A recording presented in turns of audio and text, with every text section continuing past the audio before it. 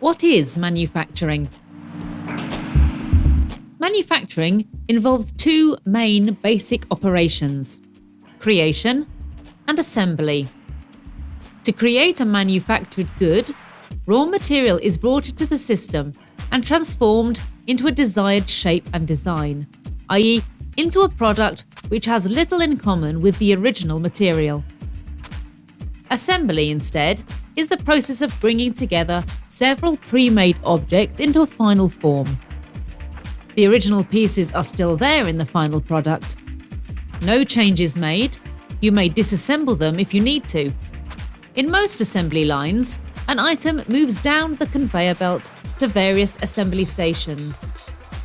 Each station is in charge of a specific task, which may be performed by an operator, a robotic worker, such as a spot welding machine, or a piece of equipment.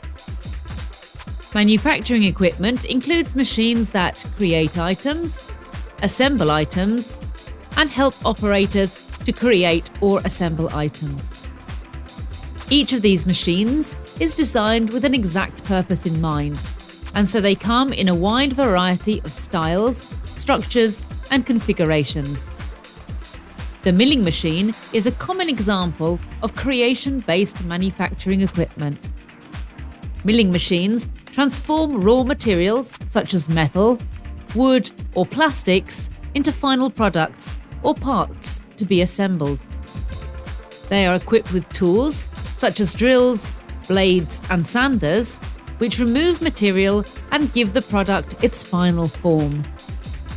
They may work under human control or execute pre-planned computer programs. Manufacturing equipment includes molding machines, dies, presses, lathes, and planers as well. While lathes and planers remove material from a starting piece, the others change its shape using heat pressure in the case of molding machines, or through mechanical means in dies and presses.